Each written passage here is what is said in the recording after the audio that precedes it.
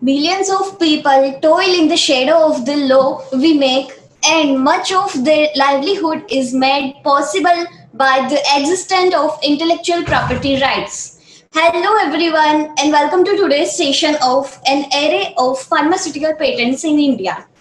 I am your host, Kritika Joshi. Our desire is to extend a gracious and cordial welcome to all of you. MarkPatent.org and HK Acharya and Company cordially greets one and all present here. We have gathered today to share our knowledge, ideas, and collaborate with our peers from the industries pursuing in the field of IPR.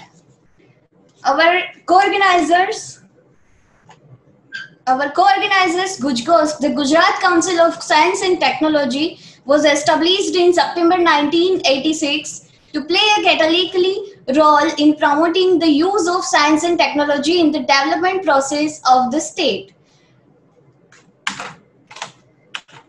DST, Department of Science and Technology, was constituted in June 2002. The department mainly looks after the growth and development of new and emerging technology areas and is responsible for formulation and implementation of key policies in the sector in the state of the Gujarat. CED, the Center of Entrepreneurship Development, a Government of Gujarat organization, is the first of its kind in the country, established in 1979. The center is engaged in the promotion of skill and entrepreneurship across the state of Gujarat. JITCO, Gujarat Industrial and Technical Consultancy Organization Limited, was set up in the 1978 to render industrial consultancy services to new and existing enterprises in the state. USIIC, US India Importers Council, aims to be the leading organization assisting government bodies, industries association, corporates, agents, Indian importers, and American exporters in the United States and India. GNLU, the Gujarat National Law University, is located in the Knowledge Corridor of Gandhinagar, formed in the year 2003. The university was the 7th national law university to be set up in the country. Nirma University, INLU, the Institute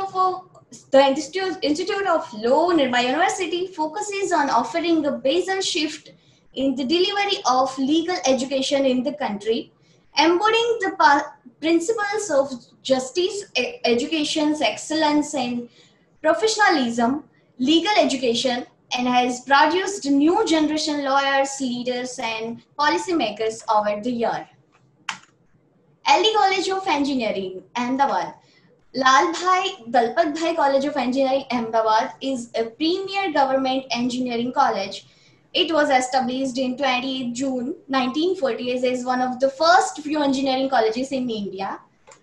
Then GCA, Gujarat Chemical Association, was established in 1947 by a group of far-sighted individuals who could visualize the imminent change in the industrial scenario of the nation that had recently gained independence.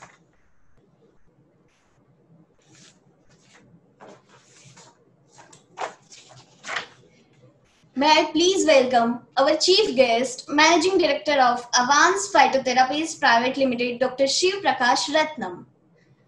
Managing Trustee of MarkPatent.org, Dr. Rajesh Acharya. Assistant Professor of Atmi University, Rajkot, Dr. Rohan Pandya. Advocate and Patent Agent at HK Acharya and Company, Mr. Kunal Dalsania. And Advocate and Patent Agent at HK Acharya and Company, Ms. Mitul Pandya. The patent is a grant, but inventorship is a right. This is what Dr. Acharya believes.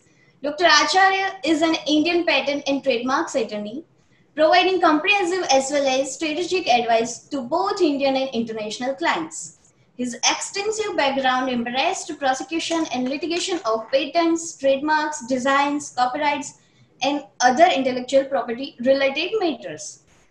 He is also registered before Canada Patent and Trademark Office. May I please welcome the Managing Trustee of markpatent.org, Dr. Rajesh Kumar Acharya, to deliver a welcome address to all the participants. Good afternoon, all of you. markpatent.org is an organization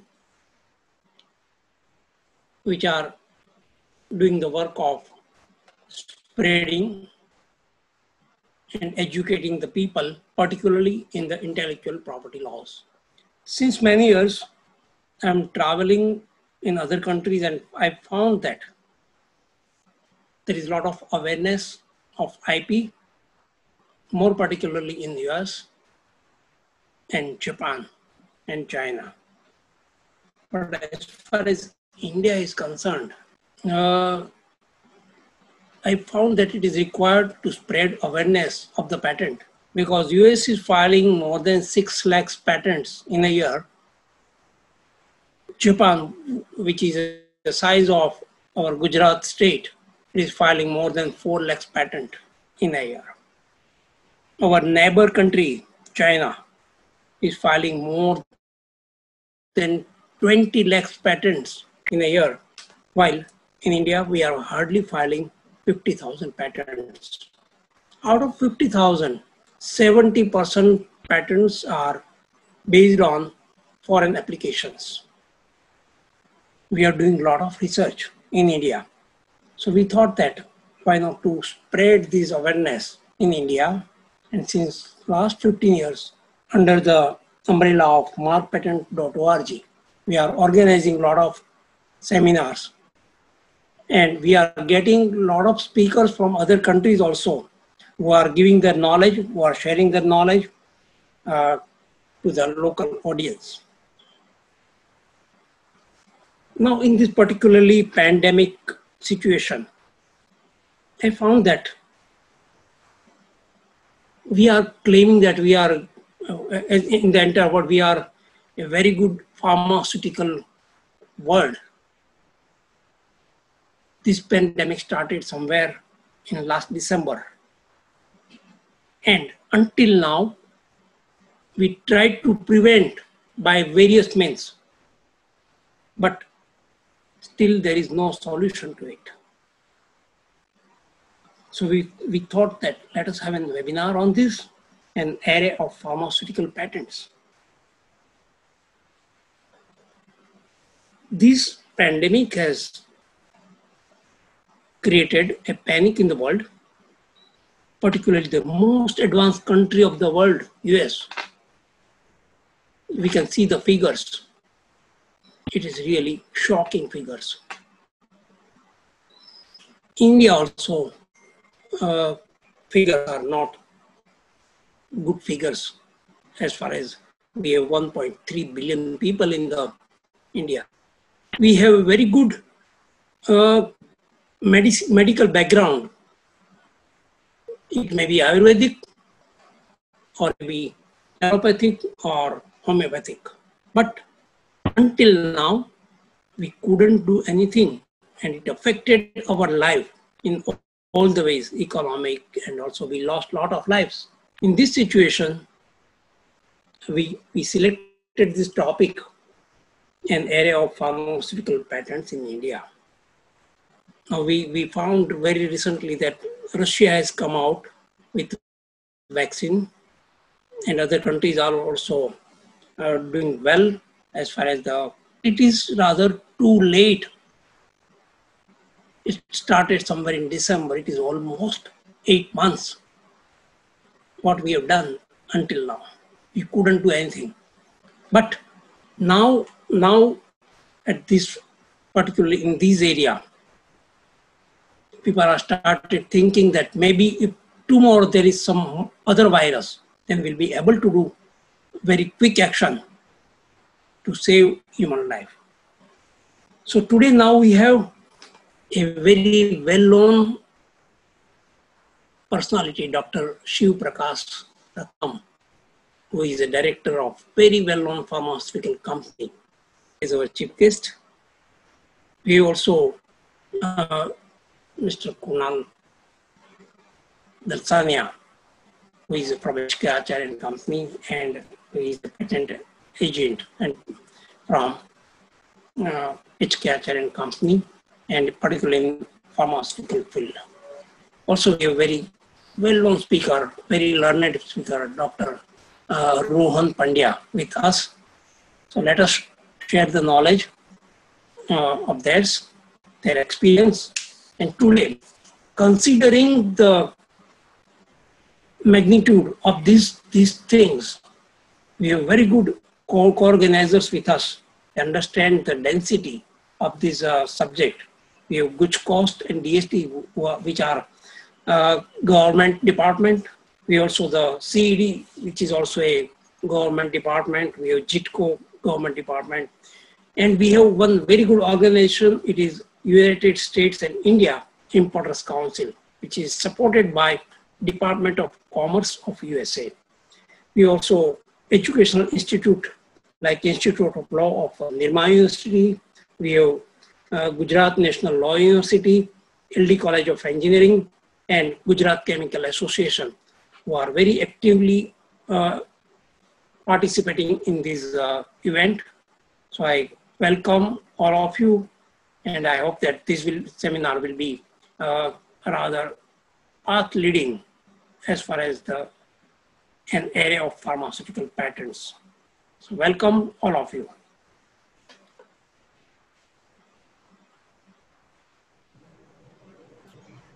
Thank you very much, Dr. Acharya.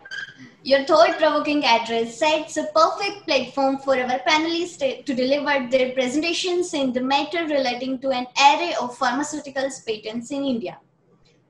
This session will have a series of panelists giving a remarkable approach in the subject matters creating an array of pharmaceutical patents in India. It is my great privilege to introduce you to our honorable chief guest, Dr. Shiv Prakash Ratnam. Dr. Ratnam is the Managing Director at Avance Phytotherapies Private Limited and President at Indian Pharmacological Society. He is also CEO of Synchron Research Services Private Limited. He owns Masters in Field of Pharmacy from Government College of Pharmacy. He holds Doctorate from LM College of Pharmacy. Mr. Ratnam had started Novel Generics, which is a nice generic company selling generics in Europe, UK, and US markets. In consideration with Synchron Research Services Private Limited, Mr. Ratnam believes respect for people we interact, including our clients, research subjects, employees, and business associates, integrity in all that we do, commitment to deliver high quality services, and value in the services we provide are the key driving forces at Synchron. We welcome you, sir. Thank you very much. First of all, I must thank Dr. Rajesh Kumar Acharya for making this webinar possible. Thank you very much, sir, for inviting me. And I must tell you that we got some patents in Avance through HK Acharya and Company, and we feel proud about that. And then thank you very much for helping us to do that. So it makes a perfect timing for me, to be the chief guest in HK Acharya, because I am myself your client who successfully got patents from your company. Thank you for that. And it's wonderful to see Mr. Kunal Dalsania speaking about pharmaceutical perspectives on patenting, and Dr. Rohan Pandya talking about biopharm and biotechnology patenting, and that would be very interesting talk, I'm sure. Such learned people, and Ms. Mithul also talking on this. And as Dr. Acharya told, the numbers are really shocking and surprising, looking at the number of patents India files vis-a-vis that of the patents filed by other countries like China. which is unparalleled, like 50,000 to 2 lakhs is a number which is staggering, and this should put us in some perspective regarding what's our scientific capability, and are we really that good what we talk, or there is some introspection need to be done. So that's one thing which really we need to sit back and take the tough question and answer it. Are we loath in the past of little successes we had in pharmaceutical and chemical industry by leveraging the patents, and so that we don't need to follow certain patents. We could use them for the benefit of serving the large population in India. Will that be sufficient and suffice us for the development of the industry, and also to energize the innovation in the country? So there are certain serious, I see certain serious issues here. In the early 90s, we could see, especially if I talk about pharma industry, which I have some little knowledge about. If you see China and Japan, they were nowhere in the pharma field at all. They were not even known. So the only API manufacturers were Italian companies, and to some extent Indian companies. And since early 90s to now, so it seems that we are just still there where we were, and other countries have really taken the lead like anything. So this poses a question about our technical capabilities and our investments in the invention, and our ability to make to write patents for our inventions, and eventually those inventions which we would not make is the loss of revenue for the country as well as the innovators. So most of the innovations we make, the patents we make, that generates money, that generates employment, that creates new industries, that creates new scientific capabilities, that brings in a lot of foreign exchange to our country. We can leverage our patents to create better products, and an ecosystem of innovation. So patent brings in a lot of those things to us. So in my opinion, if I just concur with Dr. Acharya's initial assessment of number of patents of US, Japan, China, and India. So I am seeing, the patents are directly proportional to the technological advancements. That's all I can make out from these numbers. Like they have more technology, so there are more innovation, more scientific capabilities, more universities doing research, universities getting more grants. That's why they're creating more patents. So more patents is directly proportional to the more innovation and technical capabilities of that country. So in that spectrum, if I see, we are in really poor light. So industries and academia, which we keep on talking from time to time, the handshaking, which should happen, which must happen between industry and the academia. I think we haven't done that very well.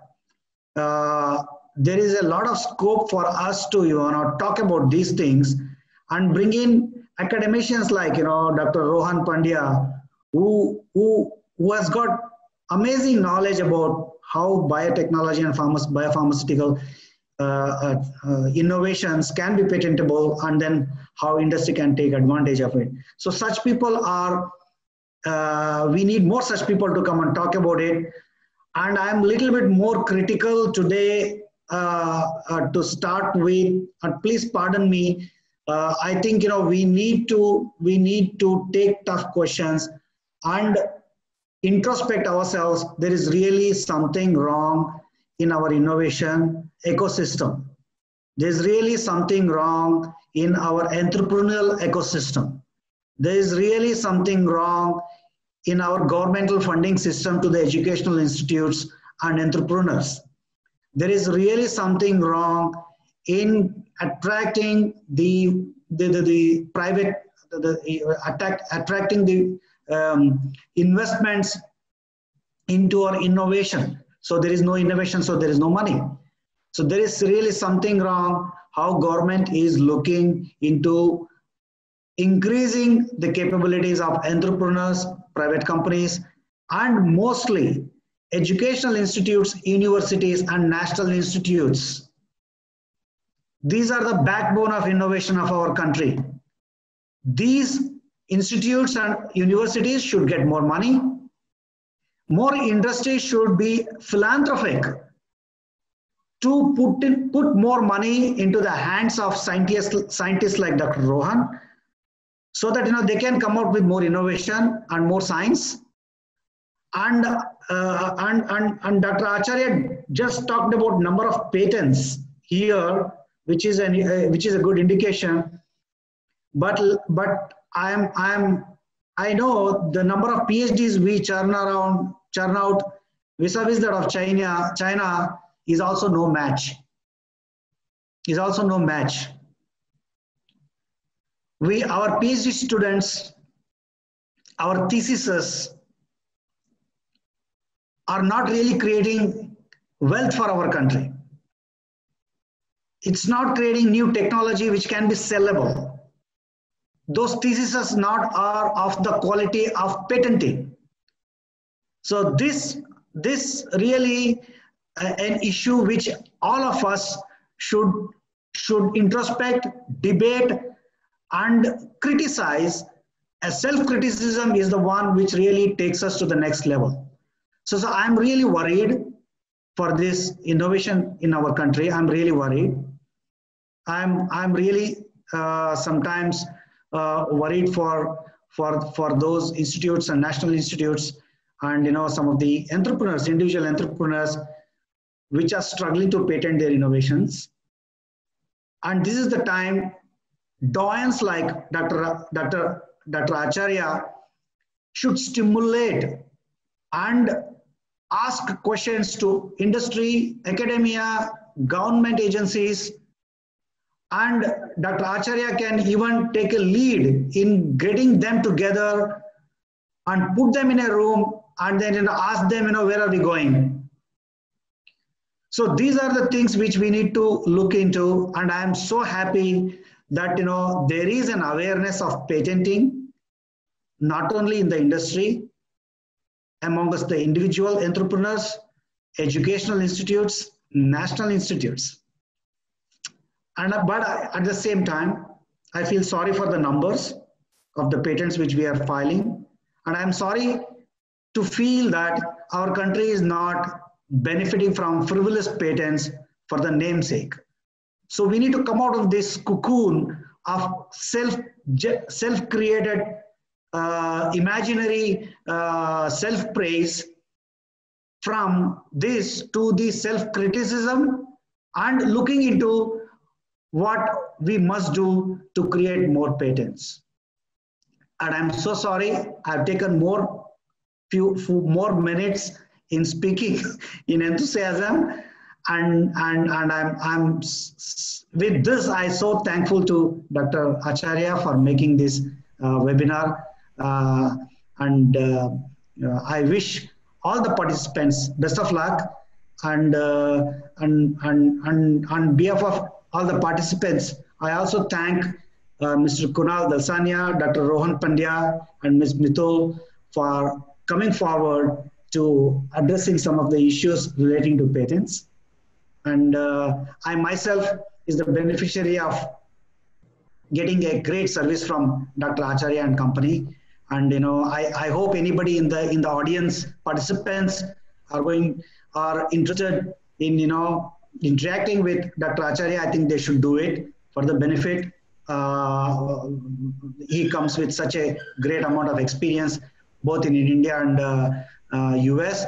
And it is Dr. Acharya, it is a human service you are providing and helping entrepreneurs like me to file patents for our innovations. And thank you very much. And I wish you everybody best of luck for this event. Thank you very much, sir, for gracing us with your presence as a chief guest for this webinar. We are extremely grateful to you for sparing your precious time for us. Now, I would like to introduce you to our first panelist, Mr. Kunal Dalsania. Mr. Dalsania is a patent attorney. His practice incorporates earlier prior search, drafting of patent applications, patent indictment, principally in the field of pharmaceuticals. He attends hearing at IPO as well as appellate board. He routinely goes to different domestic and international workshops and gathering identified with IPR. We welcome you, sir.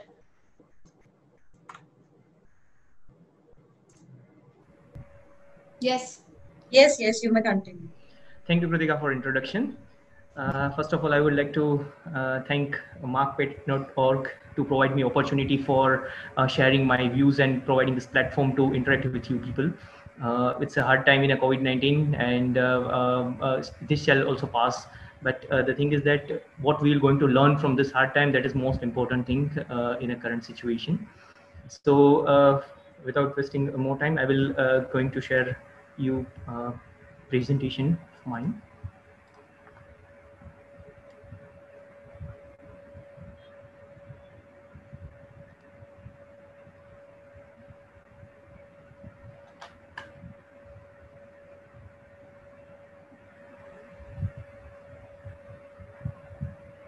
First of all, this is a standard disclosure we as we advocates used to provide during our presentations.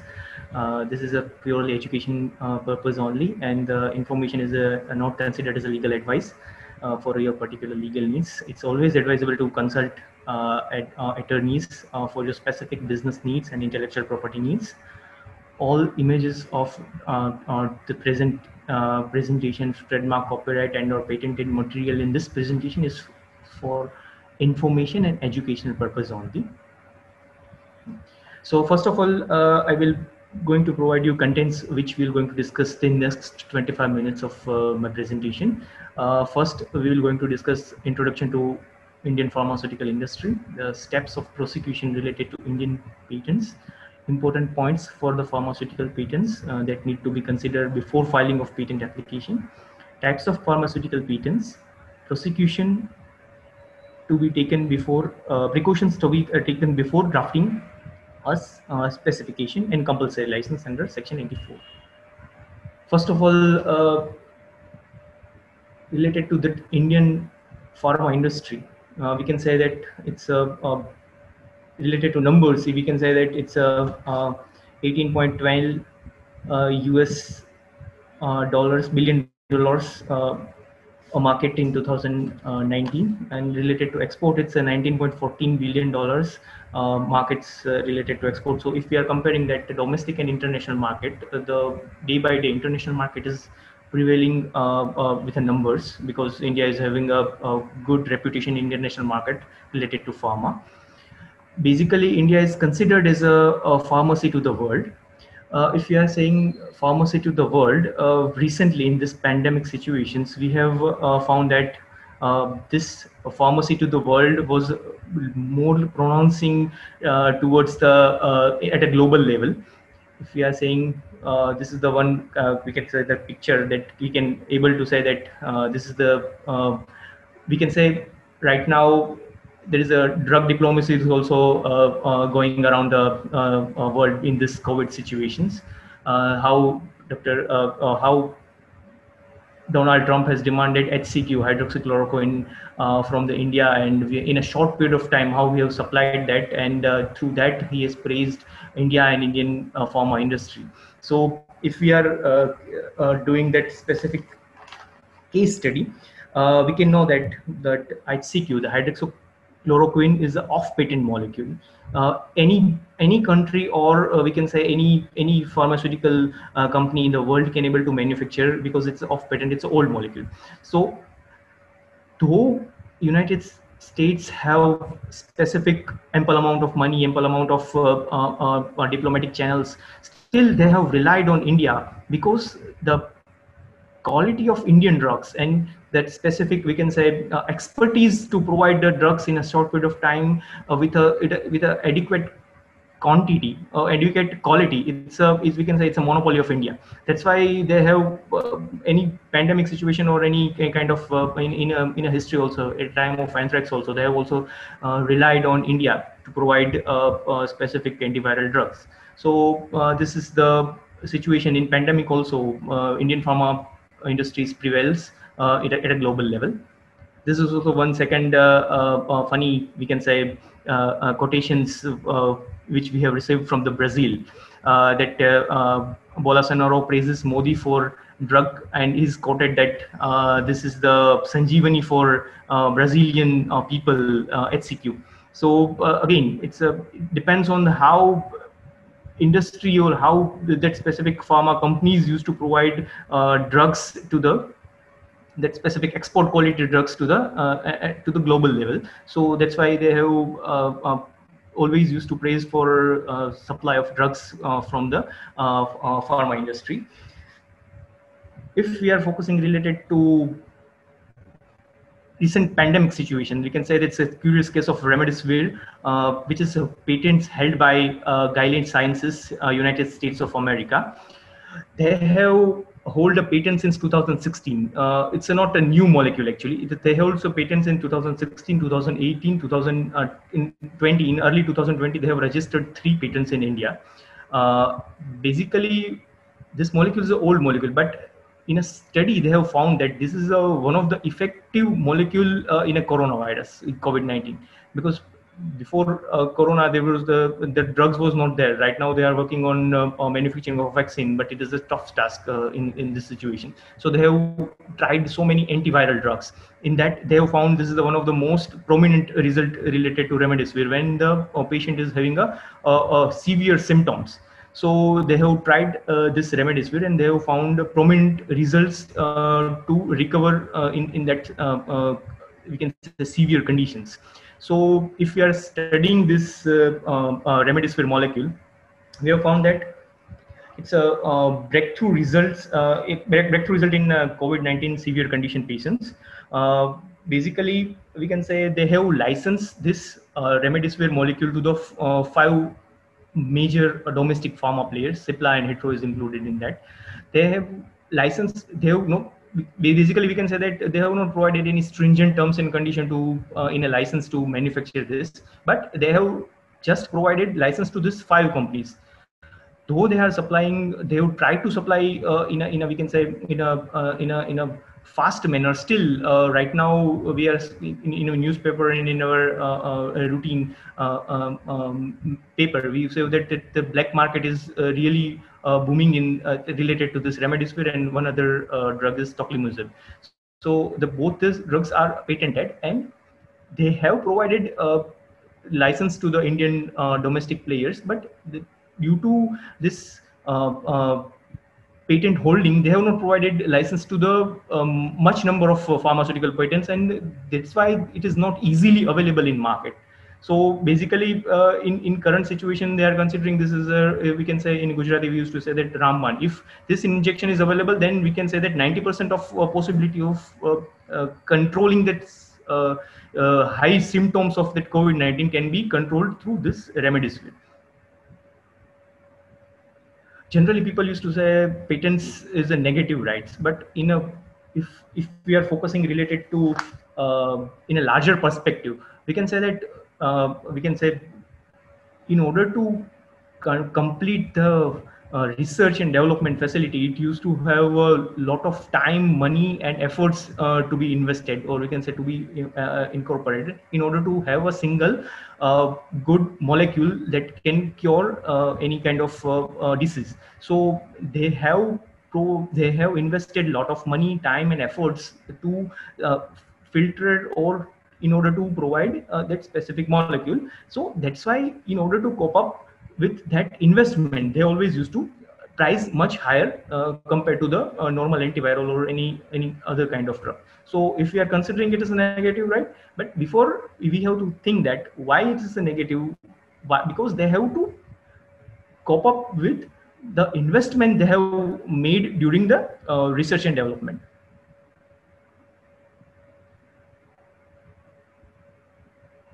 Now we will going to focus related to steps of prosecution.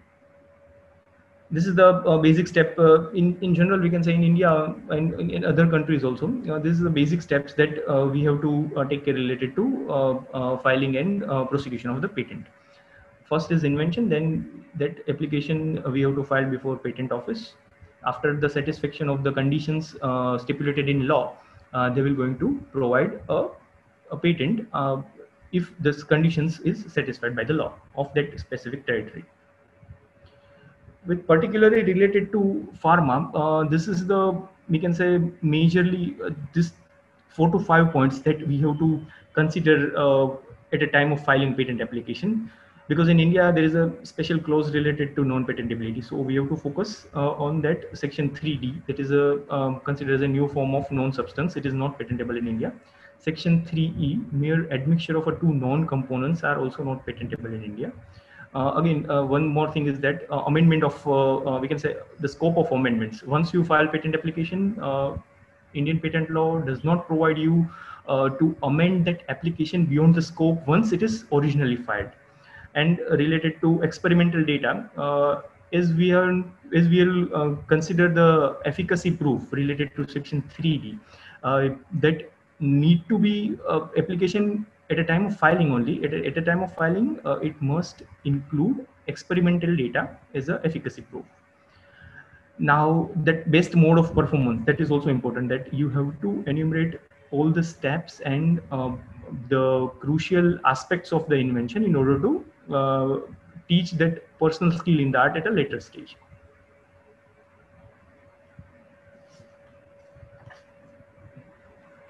Before drafting, what need to be considered?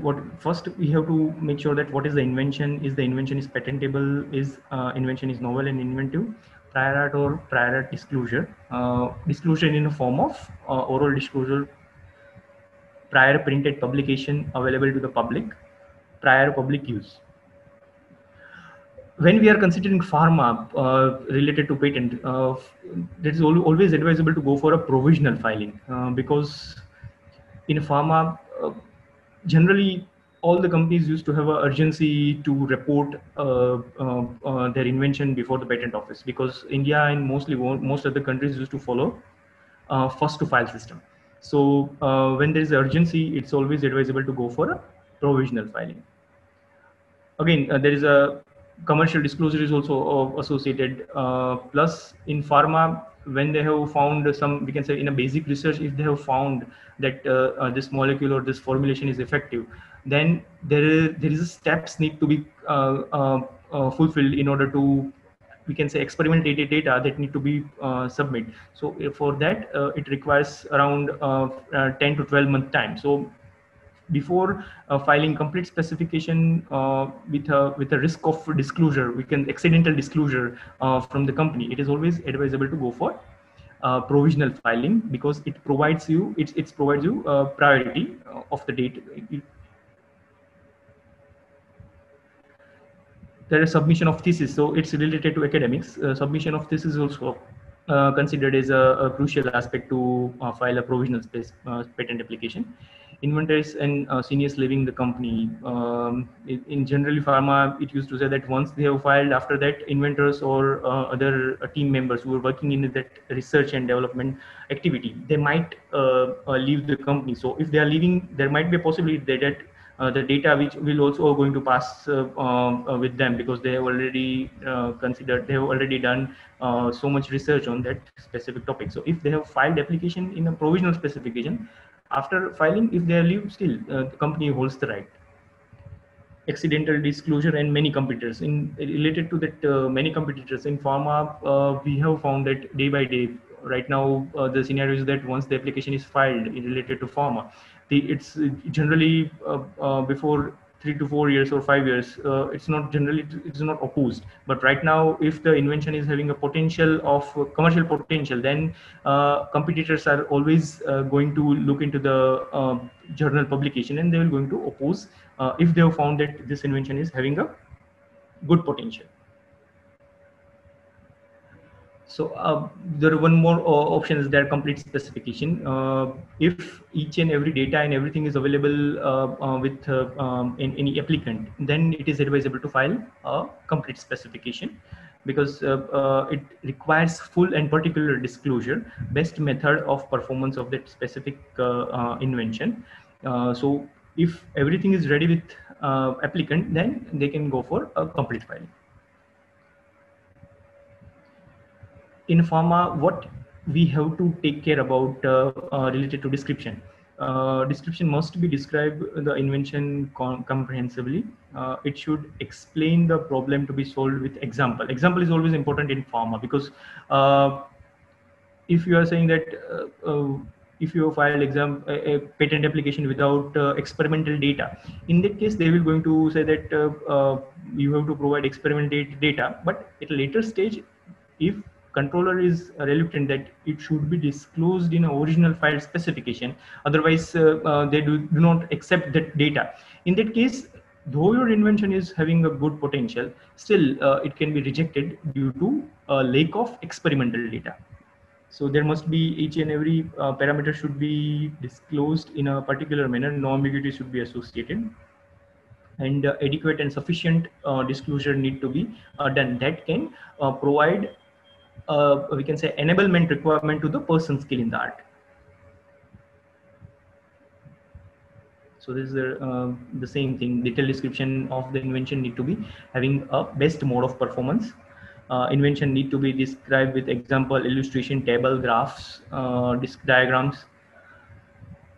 Description sufficient to enable skilled person to perform invention into practice. This is the type of pharmaceutical patents. Generally, the drug compound patents.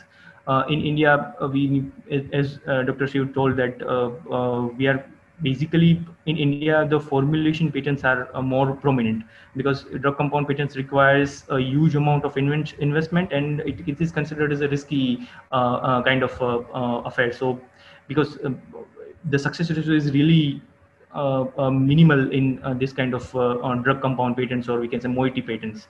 So in India, drug compound patents are currently, it is a very less in number, but still we are having hope that they are in domestic pharma companies also promoting a basic, or we can say core research related to moieties. So in a sooner time, we can expect that this drug compound patents will be having a good number in India too. Formulation and composition patents. Basically, this is the we can say the basic or expertise of Indian pharma companies, that formulation and composition patents. Because the thing is that we have we can say a good number of expert which can overcome the basic moieties characteristic, we can say solubility and all that parameters, bioavailability, through altering that formulation or composition part, and they can able to provide a good bioavailability and other required parameters. So formulation patents is a we can say very good number of patents applications which is filed in Indian domestic market. Synergistic combination patents. Technology patents, basically it's related to equipments which is used in pharma industry. Polymorph patents, it's again that is a question related to section 3D, because they need to provide you efficacy data when they are considering to file polymorph patents. biotechnological patents, and process patents. Compulsory license. Recently, related to my earlier slides, I can say that related to remdesivir also, before 1 week, Indian market was having a news that some of the domestic players used to want to file compulsory license related to remdesivir and tocilizumab. Till now, they have not applied for that compulsory license related to this pandemic. But they are considering, because of non-availability of specifically related to non-availability of drug, and we cannot say that exaggerated price, but main thing is that it cost around related to remdesivir. The cost of having a treatment in this COVID-19 is 35 to 40,000. So related to, if we are considering a per capita income of Indian individuals, it's quite higher compared to the other generic drugs. So based on these two parameters, right, that availability of non-availability of drugs and the price, some of the domestic companies have tried to will going to try to approach patent office related to compulsory license. So basically, compulsory license is a statutory license which can be granted to third party by the control of a patents under certain conditions. So compulsory license under the patent system is a involuntary contract between a willingly buyer and unwillingly seller, imposed and enforced by the government. So there is a provisions that they have to negotiate for 6 months of time, and after, if they have not come on the table with a familiar terms, in that case the patent office used to provide a compulsory license under the section 84 of the Indian patent law. Before this, there was a Natco Pharma versus Bayer Corporation, USA, was the famous case of that compulsory license. Under that, they have patent office has provided a license to manufacture that anti-cancer drug to Natco, and they have provided around, we can say, 8 to 10% price of that basic formulation which is sold by Bayer. So related to earlier license was granted related to exaggerated price of that specific drug. So there is a provision. These provisions also need to be considered by multinational companies because right now, pandemic or it's non-pandemic situations, they patent office used to grant license if the conditions are fulfilled under which is given under the law. So based on this note, I would like to complete my presentation. I think the question and answer session was after the at the end of the sessions, right? Thank you very much, sir, for providing such an insightful presentation. Now, I would like to introduce you to our next panelist, Dr. Rohan Pandya. Dr. Pandya is an assistant professor at Department of Microbiology at Near University, Rajkot. He holds a doctoral degree in biotechnology, Masters of Science in Biotechnology, Bachelor of Science in Zoology, and owns several awards and achievements to his credit. Dr. Pandya holds several paper and book publications and articles in his credit too. He is also an inventor for the application filed in the name of Saurashtra University. We welcome you, sir. Thank you. Thank you, Kritika. Am I audible? Am I audible? Yeah, sir, you are audible. You may continue. Yeah, okay, thank you. So, first of all, I would like to thank Dr. Acharya for giving this opportunity. I am proudly mentioned that I was one of the once in a time associated with HK Acharya and company, and due to that particular experience, I was able to obtain a patent from Saurashtra University, which was based on my PhD work. So I'm thankful to HK Acharya and markpatent.org for giving this opportunity. First of all, I just want to mention that I am also a learner in this particular field, and today's my presentation is basically on the topic of biopharma and biotechnology. So if there is any discrepancy or if there is any suggestions, I would be happily ready to accept.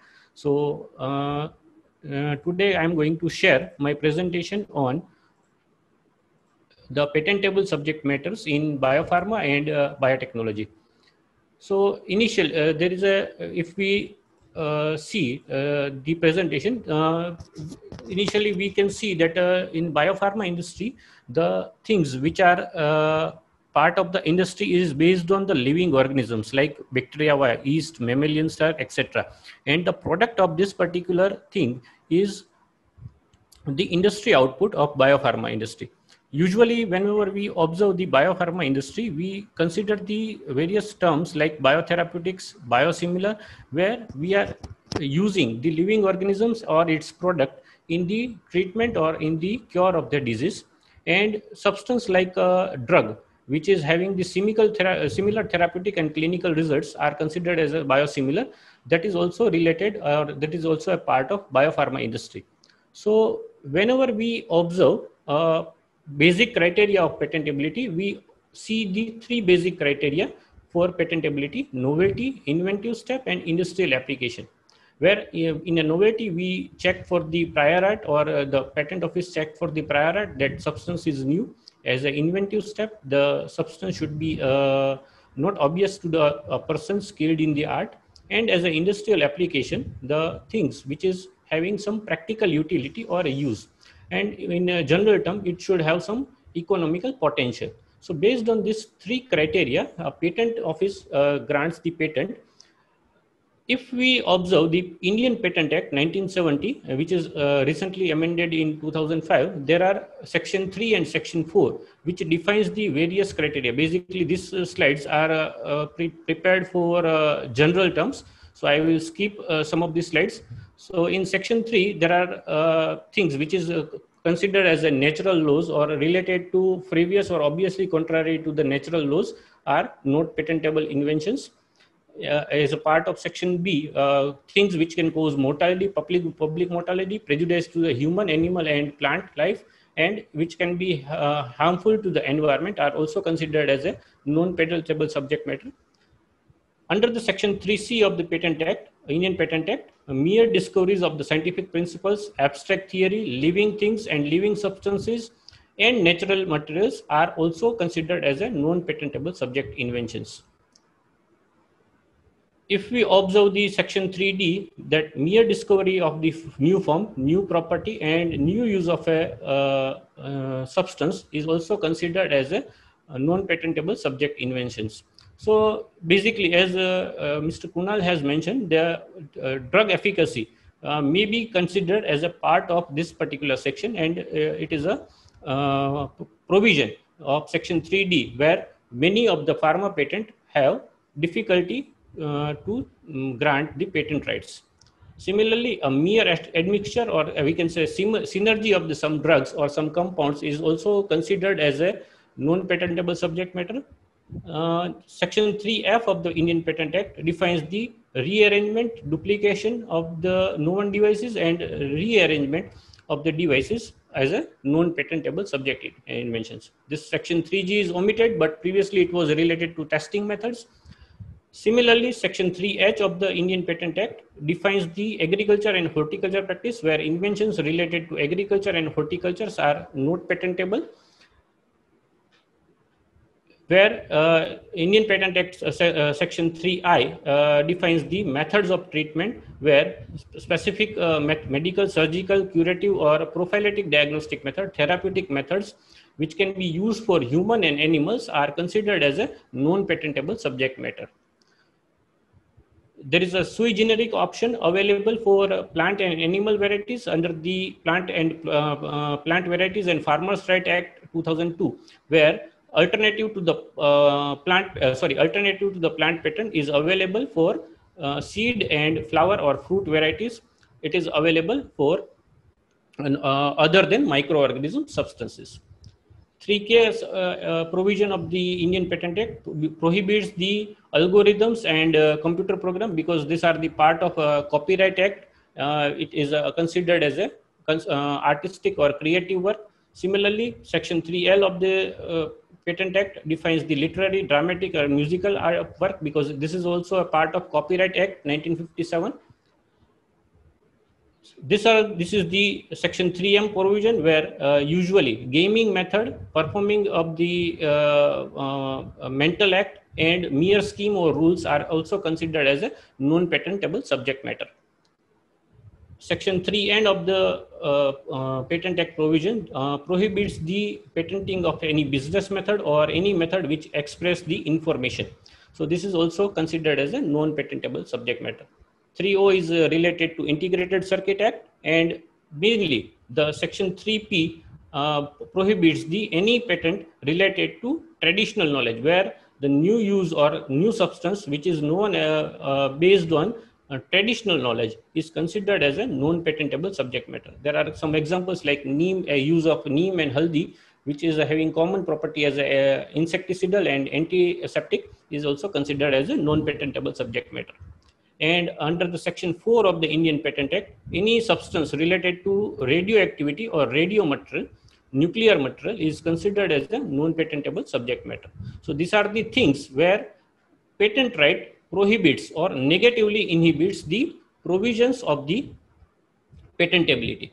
But the ultimate idea of any patent act is to flourish the local industry. It has the vision to enhance the productivity of the country and to promote the local industry for various innovations.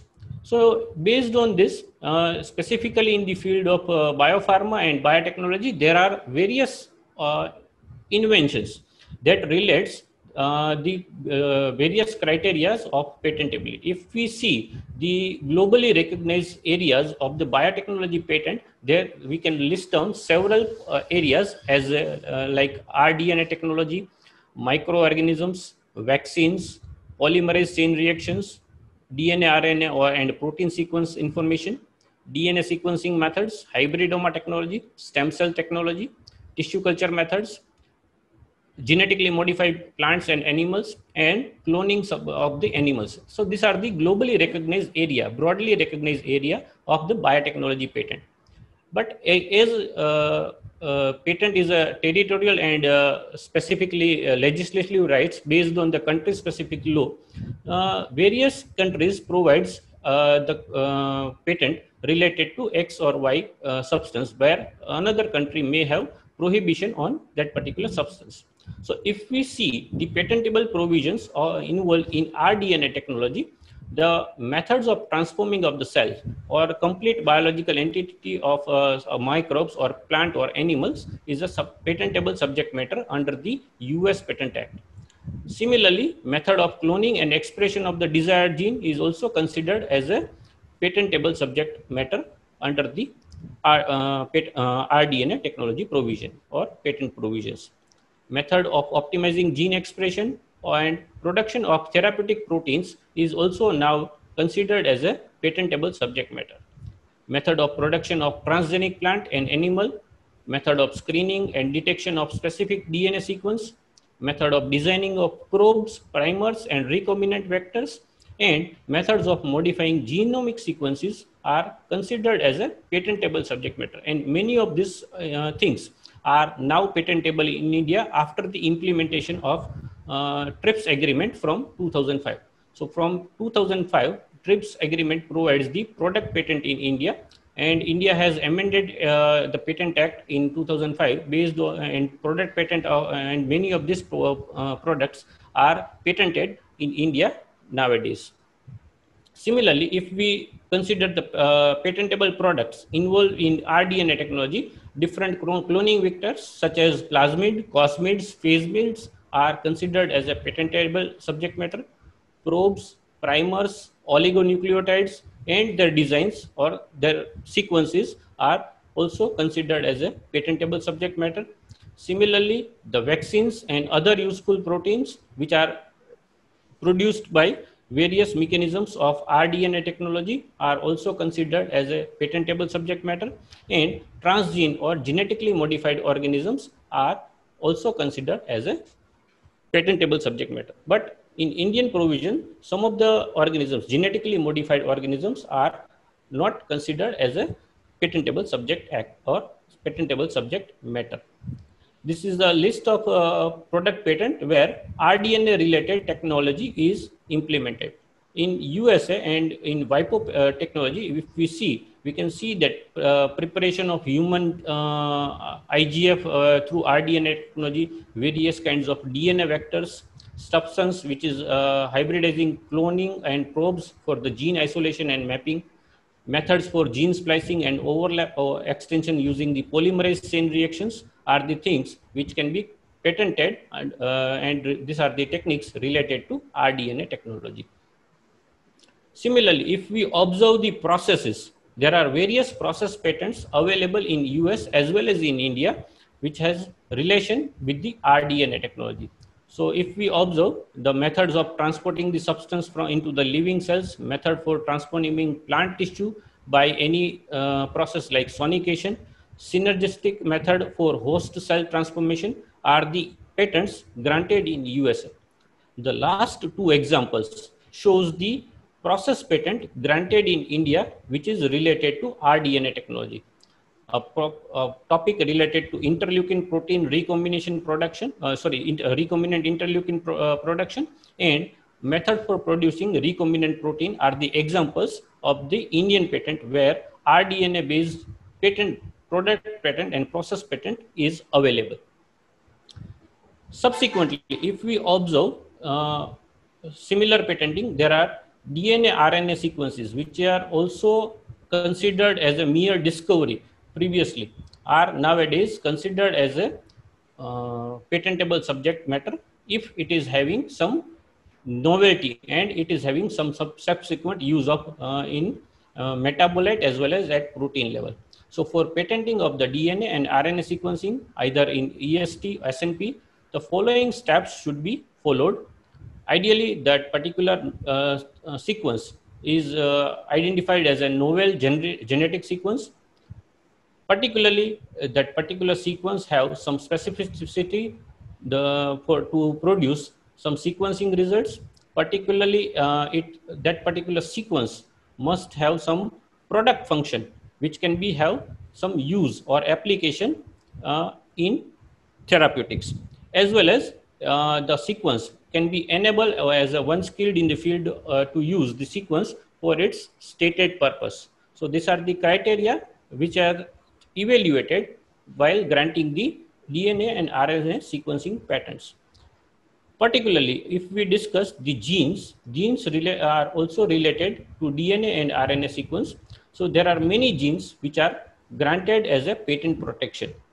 So if we discuss gene patent, our gene must be having a product or process where the sequence of a gene can be patented if it is novel and it is not available to the public. So that can be fulfill the criteria of novelty. Similarly, a gene patent is not patentable when they are in a body or in situ. So if we are claiming anything which is in situ, that particular thing is not patentable. But after isolation, after getting the amplification, that particular sequence may have patent protection. So this is the important demarcation for a gene.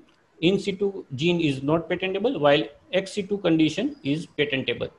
Similarly, a gene isolated from the body and purified in artificial copies of its product by technical process outside the body is enabled to grant a patent protection. So there are several patents we can observe where gene sequence is patented as an amplification product. Similarly, subsequently, if we observe cDNA, which is produced from the transcript of a gene, is eligible to get a patent. So cDNA, or particularly we can say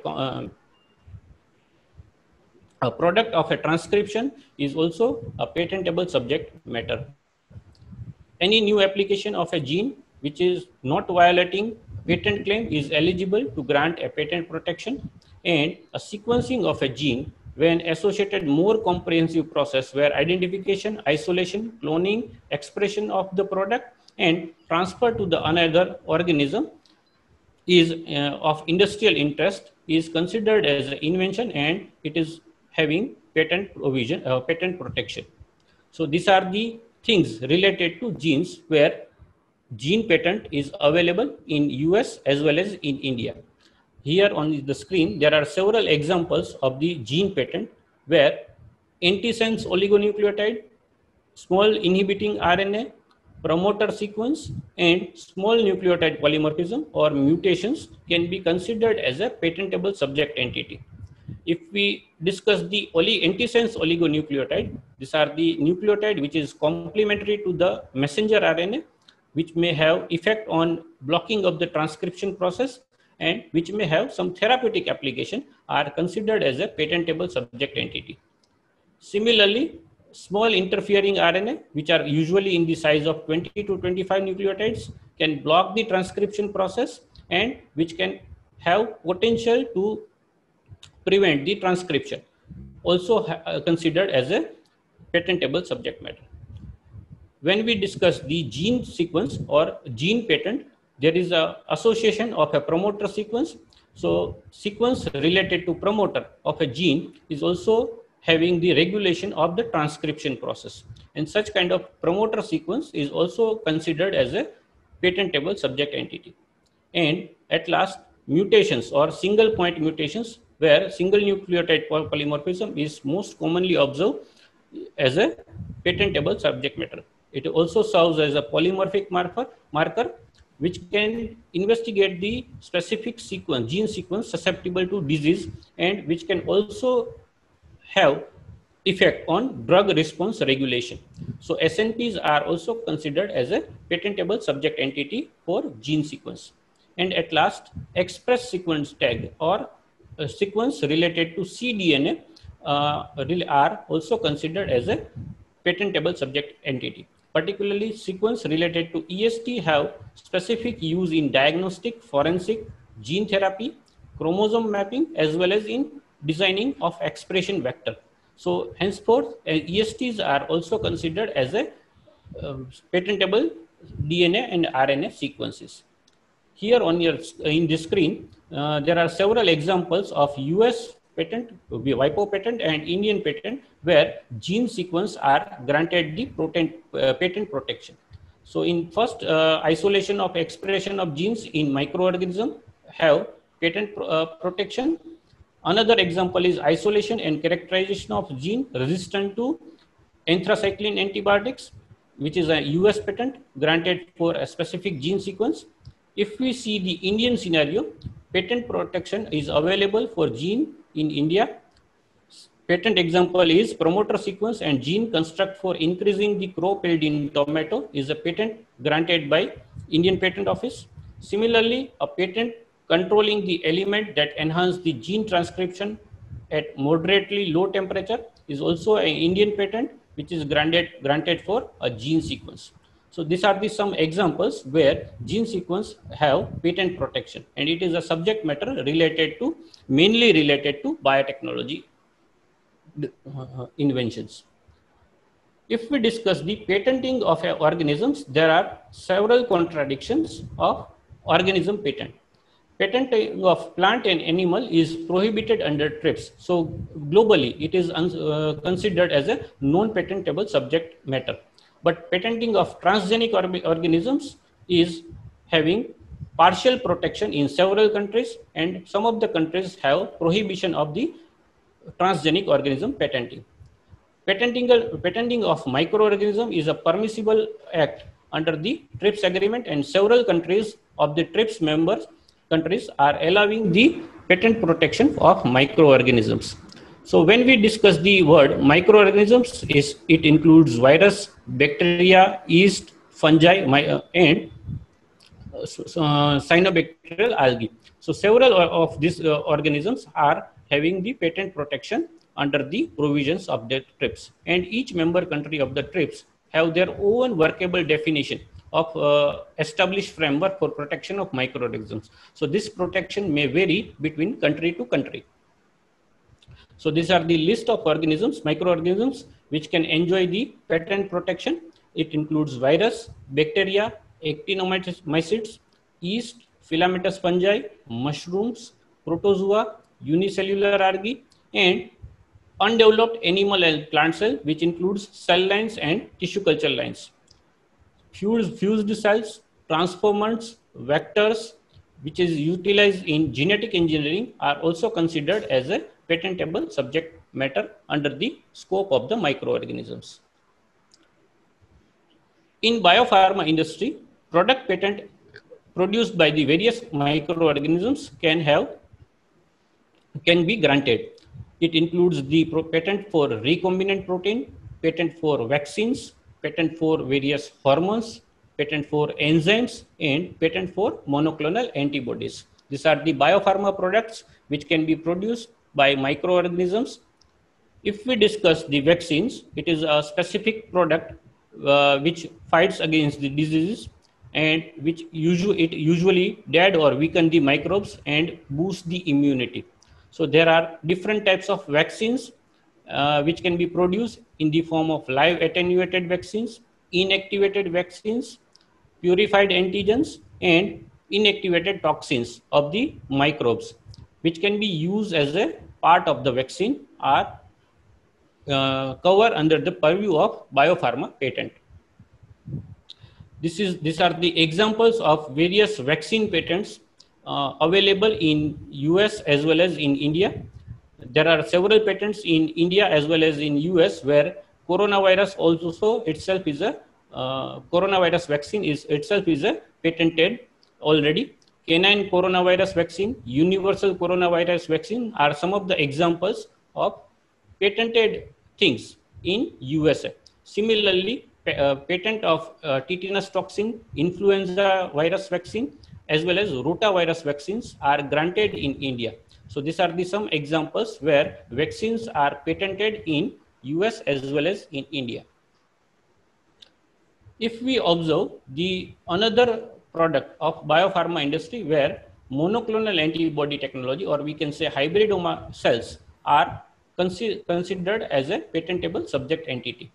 Particularly, they produce specific type of antibodies which helps in fighting of a disease, metabolite detection, disease diagnosis, and quantitative estimation of target proteins. So these are the applications of monoclonal antibodies, and several patents are granted in India as well as in USA where monoclonal antibody based patent claims are approved. Monoclonal antibody, harmonized neutralizing monoclonal antibody kit for diagnosis of cancer, monoclonal antibody, and a method for detecting hepatitis antigen are the examples of the patent which are granted by Indian Patent Office. Similarly, anti-uracil monoclonal antibody based hybridoma assay, and the method and diagnostic kit are the examples of the patent granted by US Patent Office. So this kind of patents or biopharma patents are having patent protection in Indian as well as in US law. If we discuss the stem cell, it is particularly a biopharma product where unspecialized cells and cell line have specific purpose, non-differentiated purpose, and which has some potential to generate specific cell type or tissue. So patenting of stem cells includes both product as well as process patent. Particularly if we discuss the product patent of the stem cell, it includes the newly isolated stem cells, undifferentiated cell lines, differentiated cell lines, and genetically modified cell lines. And process patent includes the stem cells, includes the method of enrichment of the stem cell, method of culturing of the stem cell, method of differentiation of the stem cells, as well as method for genetic modification of the stem cells. So these are the product as well as process patent which can be granted as a biopharma product patent. These are the examples of the stem cell patent which is granted in US as well as in USA.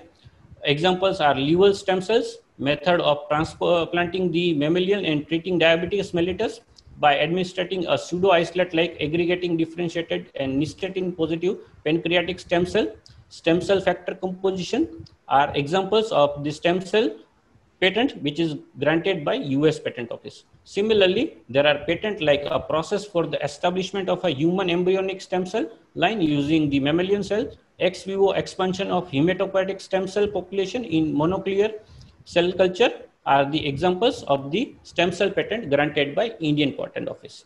So it is available in India as well as in US and in various other countries. This is a comparison chart where patentability of various biopharma product compare in India, US and European market. So if we observe method of treatment, it is mainly prohibited in India and European Union, but it is available in USA. Similarly, if we observe the plant patent, it is available in USA, but it is available in sui generic mode in India, and it is available by under the patent mode as well as in sui generic mode in Europe. Similarly, if we compare the research and other exemptions of the biopharma product, they are patented in India, USA and European market, European territory, but there are some exceptions where US and European Union have restrictions related to research and other exemptions. If we consider the biological matter other than microorganisms, those are not patented in India, but they are patented in US and they are partially patented in European Union. Stem cell and related inventions are not patented in European Union, but they are patented in India and in USA with some specific conditions. So these are the reference where the majority of the content observes. Mainly it is obtained from Indian Patent Act 1970, Das HK, and basically Gadsha & Cox reference 2007 were used for preparation of this content. Thank you. Thank you very much. So I hope the content is fruitful. And I think there is a question answer session at last. So if you have any query, I am happy to answer. Thank you very much, sir, for honoring us with your eminent presence for this webinar. We appreciate your humble words that you shared with us. Now, I would request Dr. Rajesh Acharya to share his views regarding query of Mr. Girish Tanna, that commercial use of patent is very less in India compared to Japan, China, US and Europe. I would like to tell that the situation of patent protection in India is improving very much. Indian Patent Office is the most ultra-modern office in the world. I would like to share something about Indian Patent Office. They are recruiting more than 500 examiners in Indian Patent Office. Everything is online. You can file the patent application online. We are receiving the examination report online. We have to submit the reply online. Moreover, the personal interview of the patent examiners, it is also by video conferencing. Video conferencing is provided only in the India at present. And height of it, when the patent is granted, we are receiving the certificate of the patent online. So it is becoming very fast. And whatever the thing is that, particularly as far as a patent is concerned, it is just like a property. When you purchase any property, government give you the document, okay, this is your property. You should know what to do with the property. So Indian Patent Office, when it grants you patent, then you have to protect it, you have to commercialize it, you have to know how to commercialize it. You can give the license to someone. It is just like give your property on a rental basis. You can give part on rental, or you can assign to someone who is needed. So this is the current scenario. And moreover, the litigation, Indian Supreme Court has issued a notification that all IP-related matters should be decided within 1 year. We should consider when we go for protection of your patent, and particularly for the litigation, you should use this notification of the Supreme Court, and many of the judgment we are receiving very fast. As far as the patent is concerned, we are receiving patent very fast nowadays. And Indian Patent Office has mentioned that they have an intention to grant the patent within 2 years. And very recently, our chief guest, they received their patent very fast, and we have received few patents within 9 months. Thank you very much, sir. Now, I would like to introduce Ms. Mitul Pandya, who is a patent agent and advocate and owns expertise in the drafting the patent applications, prior art search, and answering the office actions, principally in the field of pharmaceuticals. We welcome you, ma'am. Thank you so much, Kritika. First and foremost, I would like to thank markpatent.org for organizing such a insightful seminar cum webinar in nowadays. Firstly, I would like to thank Dr. Rajesh Acharya, who has a keen interest in spreading awareness in terms of IP, for which he always incites everyone to organize such a webinar.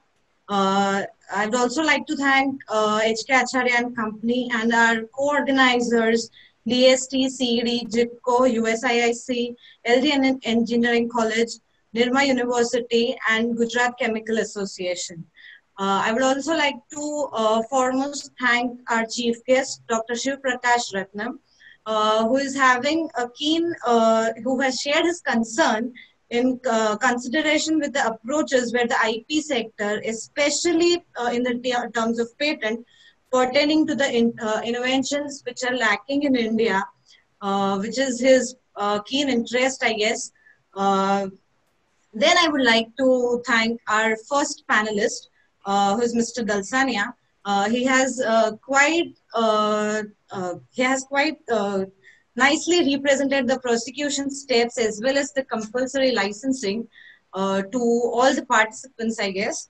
And then I would like to thank Dr. Rohan Pandya for an insightful presentation in terms of who has given a persuasive knowledge in terms of biopharma and biotechnology as per the terms of Indian patent law. Last but not least, I would like to thank all the participants and the panelists who have attended our webinar. Thank you everyone for joining with us. Thank you. Thank you very much, Ms. Mitul. In closing, I wish to express my gratitude to all the panelists and participants for their full cooperation. It offers me a chance to commemorate our success in pursuing excellence in the field of IPR. We are privileged to have an attendance such distinguished experts as well as observers. Having such resourceful and knowledgeable panelists which have helped us gain insights on strengthening mechanism as a means of promoting IPR. With this, we sum up our session with everyone to stay home and stay safe. Thank you very much for joining, ladies and gentlemen. Thank you.